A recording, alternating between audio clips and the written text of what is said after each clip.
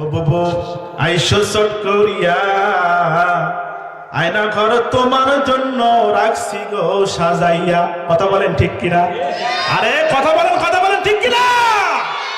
ও বাবু আইসো চট করিয়া, আয়না ঘর তোমার জন্য রাখছি গো সাজাইয়া। আমরা রিসিপশনে বৈশে আছি জুতার মালা লইয়া। আমরা রিসিপশনে বৈশে আছি জুতার মালা লইয়া। আয়না ঘর তোমার জন্য রাখছি গো সাজাইয়া। বাবু আইসো চট করিয়া, আয়না ঘর তোমার জন্য রাখছি গো সাজাইয়া। চিৎকার মেরে বলেন মারহাবা, আরো জোরে বলেন মারহাবা। নির্বিচারে মারছো মানুষ ক্ষমতার লাগিয়া, ওরে নির্বিচারে মারছো মানুষ ক্ষমতার লাগিয়া। দিন ধর্ম আর মানবতা সবকিছু সারিয়া। কথা বলেন ঠিক কিনা? ওরে নির্বিচারে মারছো মানুষ ক্ষমতার লাগিয়া, দিন ধর্ম আর মানবতা সবকিছু সারিয়া। তোমার পাপের শাস্তি পাইতে হবে। কথা বলেন ঠিক কিনা? ও তোমার পাপের শাস্তি পাইতে হবে, যাইও না ভুলিয়া। আয়না ঘর তোমার জন্য রাখছি গো সাজাইয়া। বাবু আইসো চট করিয়া, আয়না ঘর তোমার জন্য রাখছি গো সাজাইয়া। একটু চিৎকার করে বলেন মারহাবা। ও তুমি পিতা হত্যার বিচার করছো নিজ হাতে এই দেশে, তোমার বিচার দেখবে জাতি আছে এই খায় এসে। কথা বলেন ঠিক কিনা? আরো জোরে বলেন ঠিক কিনা?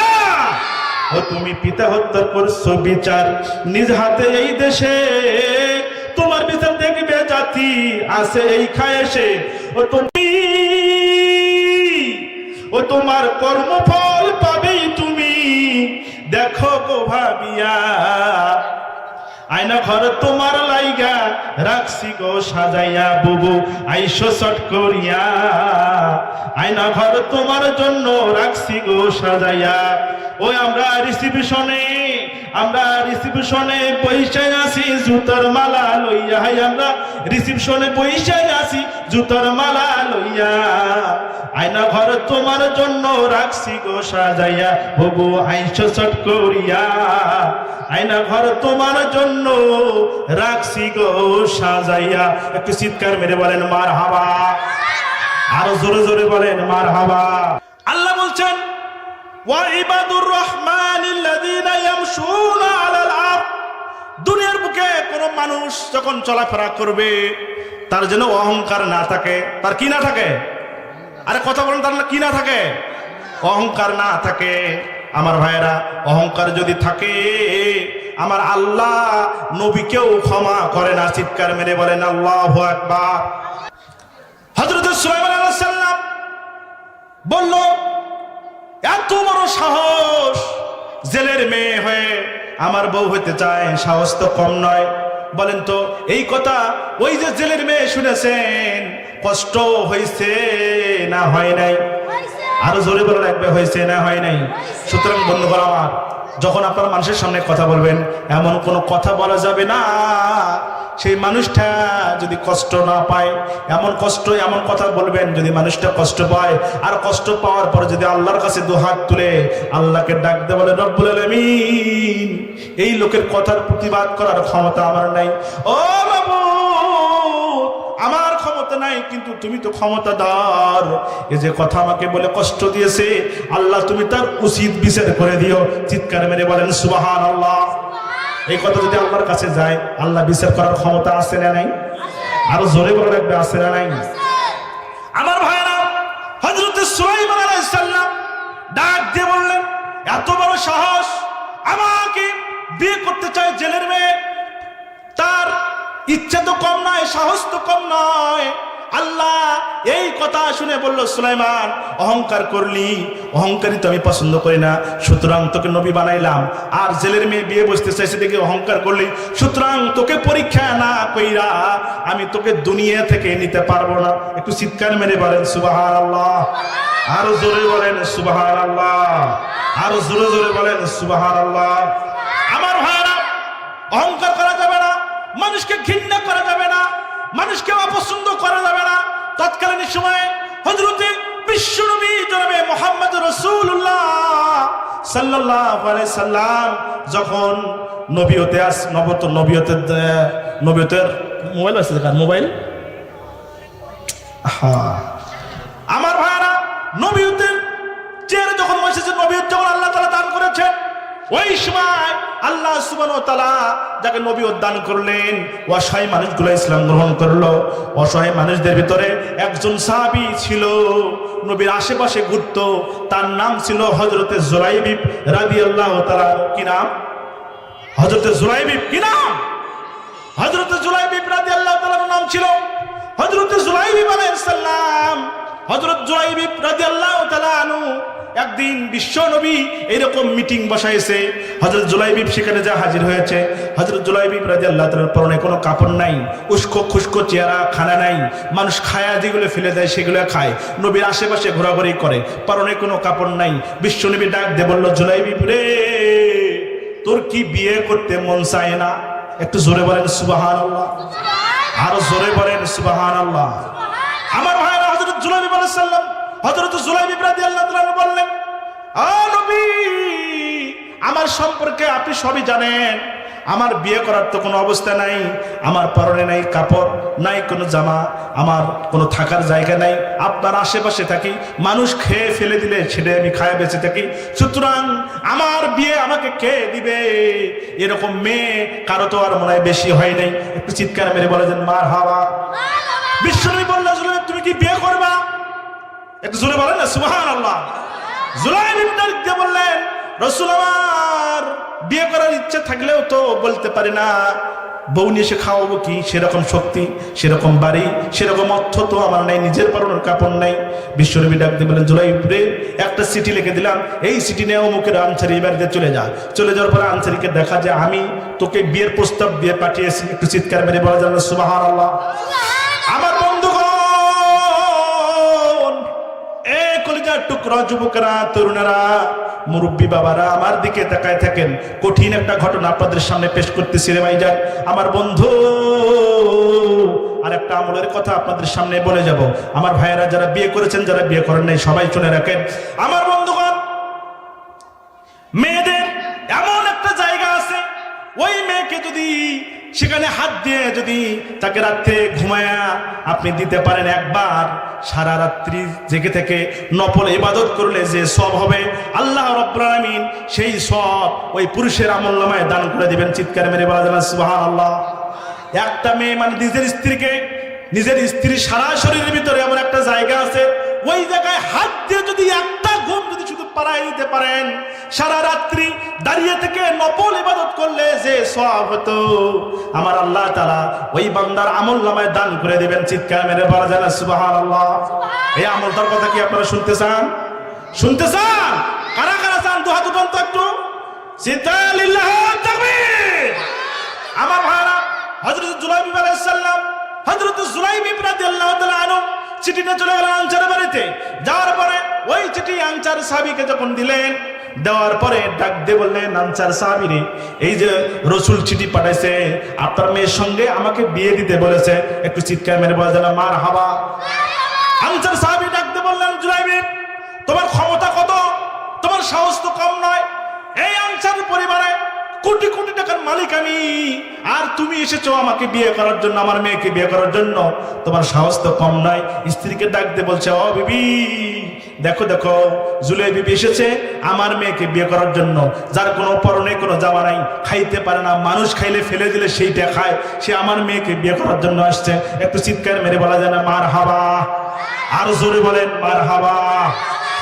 বিবি ডাক দিয়ে বলে, সর্বনাশ, একটা মাত্র মেয়ে আমার, না না, চলে যাও, দূর হয়ে যাও এখান থেকে, তোমার সঙ্গে আমার বিয়ে হবে না। এবার ভিতর থেকে মেয়ে ডাক দিয়ে বলছে, আম্মু, বিয়ের প্রস্তাবটা কে দিয়েছে তুমি দেখেছো নাকি? একটু চিৎকার মেরে বলে যান আল্লাহু আকবার।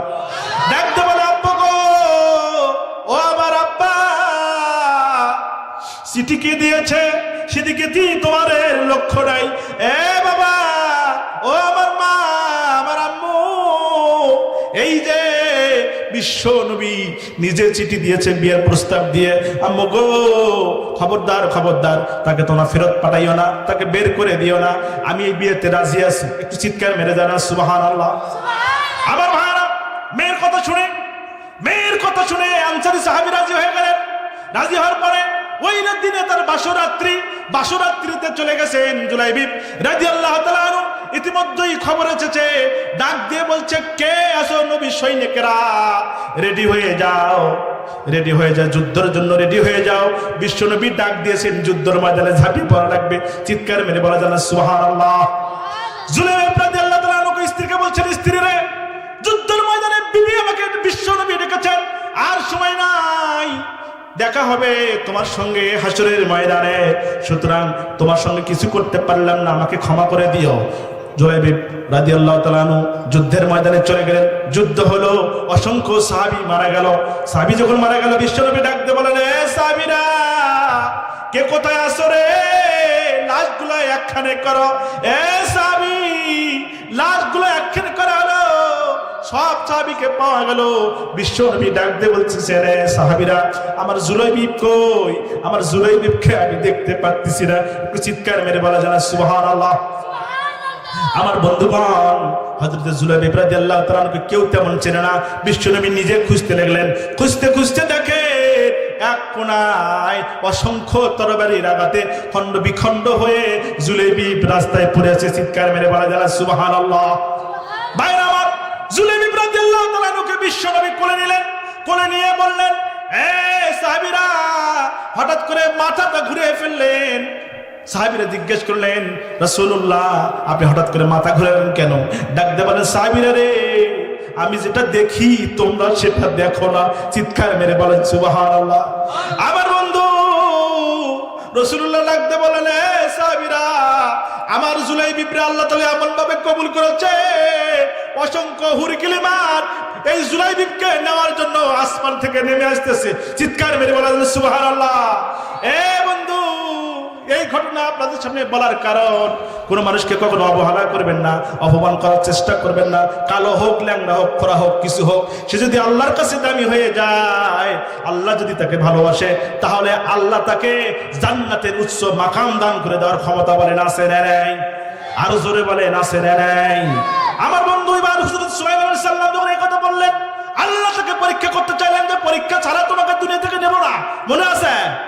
আর জোরে বলেন, মনে আছে তো? আমার বন্ধু, এইভাবে হযরত সুলাইমান আলাইহিস সালামকে আল্লাহ পরীক্ষা করবেন। অসংখ্য জিন, পাখি, পরী, পৃথিবীর সমস্ত জিনিসের ভাষা বোঝার ক্ষমতা আল্লাহ তাআলা তাকে দিয়েছিলেন। একদিন হঠাৎ করে হযরত সুলাইমান আলাইহিস সালাম, সব নবীর একটা করে মুজিজা ছিল। চিৎকার মেরে বলেন সুবহানাল্লাহ। আমাদের বিশ্ব নবীর মুজিজা ছিল অসংখ্য মুজিজা। চিৎকার মেরে বলেন সুবহানাল্লাহ। আমার ভাইরা, বিশ্ব নবীর মুজিজা কি ছিল? আঙ্গুল দিয়ে ইশারা করে চন্দ্র দ্বিখণ্ডিত হলো। পাথরের সাথে কথা বললে পাথর কথা বলে দিত। এইরকম রাসূল যদি ঘুমতো, এটাও তার মুজিজা, ইবাদত হয়ে যেত। পায়খানা করলে পায়খানার ঘ্রাণ আসতো, পোশাক করলে পোশাকের ঘ্রাণ আসতো, যেদিক দিয়ে যাইতো সারা শরীরে খালি মুজিজা আর মুজিজা। চিৎকার মেরে বলা যায় সুবহানাল্লাহ। হযরত সুলাইমান আলাইহিস সালামের একটা মুজিজা ছিল আংটি। কি? আহা, কথা বলে না, কি? আংটি। আংটি তার মুজিজা ছিল। ওই আংটি যার হাতে থাকতো, আল্লাহ তাআলা দুনিয়ার পাগল বানায় ফেলতো। চিৎকার মেরে বলা যায় সুবহানাল্লাহ। হযরত সুলাইমান আলাইহিস সালাম ওই আংটিটা একটা জিনকে, মানে জিন ছিল তার পাহারাদার, ওই একটা জিনকে ওই আংটিটা খুলে বাথরুমে ঢুকছে। কোথায়? আর কথা বলো না, কোথায়? আমার বন্ধুগণ, আল্লাহ বলছে আংটি নিয়ে সব জায়গায় যেতে পারবে, কিন্তু টয়লেট বাথরুমে ঢুকতে পারবে না। চিৎকার মেরে বলা যায় সুবহানাল্লাহ। ওই জিনের নাম ছিল আসিফ বিন বরখিয়া। ওই আসিফ বিন বরখিয়ার হাতে আংটিটা দিয়ে হযরত সুলাইমান পয়গম্বর যখন বাথরুমে ঢুকেছে, ডাক দিয়ে বলছে, খবরদার আসিফ বিন বরখিয়া, এখান থেকে কোনো দিকে তাকাবি না, আমার এই আংটিতে ধরে থাকবি, আমি আসার পর তুই আমাকে আংটিটা দিবি। একটু চিৎকার মেরে যাও সুবহানাল্লাহ। আর জোরে বলা যায় না সুবহানাল্লাহ। আমার ভাইরা, আংটিটা আসিফ বিন বরখিয়ার হাতে দিয়ে হযরত সুলাইমান পয়গম্বর যখন টয়লেটে ঢুকছে, কিছুক্ষণ পর শয়তান সুলাইমান আলাইহিস সালামের রূপ ধারণ করে আসিফ বিন বরখিয়াকে বলতেছে, এ আসিফ বিন বরখিয়া, আংটিটা আমাকে দে। একটু চিৎকার মেরে বলা যেন মারহাবা, আর জোরে বলেন মারহাবা। আংটিটা শয়তান নিয়েছে, শয়তানের নাম কিতাবের মধ্যে আসছে, তার নাম হলো সকরা। কি নাম? আর জোরে বলেন। আমার ভাইরা, ওই সকরা আংটিটা পরেছে। আংটিটা পরার পরে সকরা ডাকতে বলছে, আসিফ বিন বরখিয়া রে, আমি এলাকায় খবর নিয়ে দেখলাম আমার মতো নকল একটা সুলাইমান আছে। একটু চিৎকার মেরে বলা যাবে মারহাবা।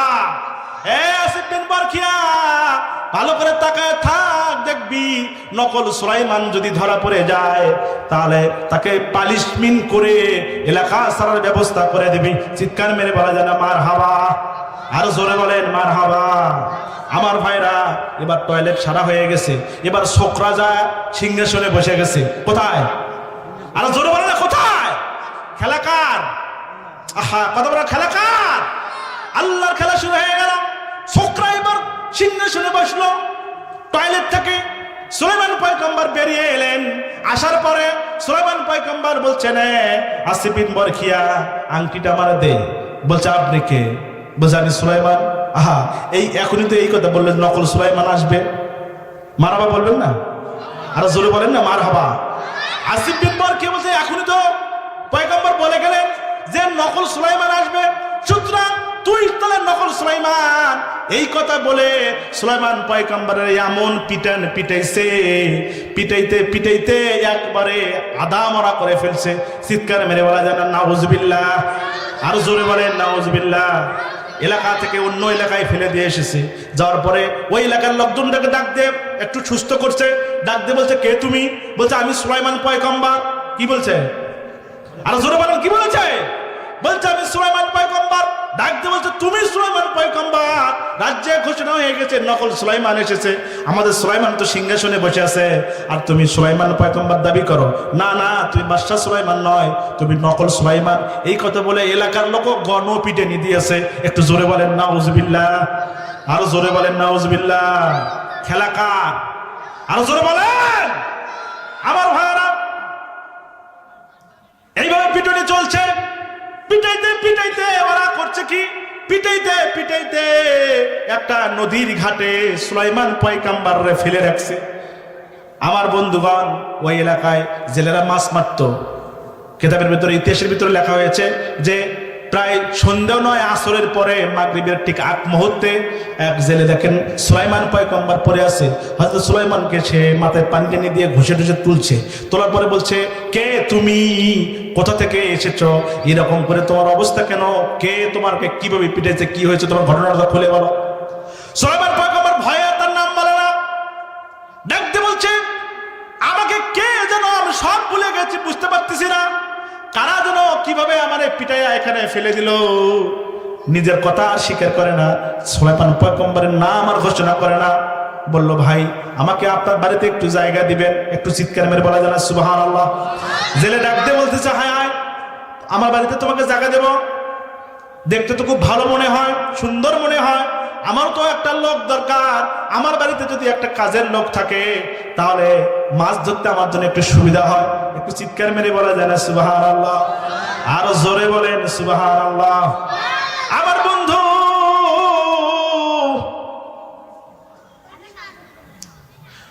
সুলাইমান আলাইহিস সালামকে জেলে নিয়ে গেলেন বাড়িতে।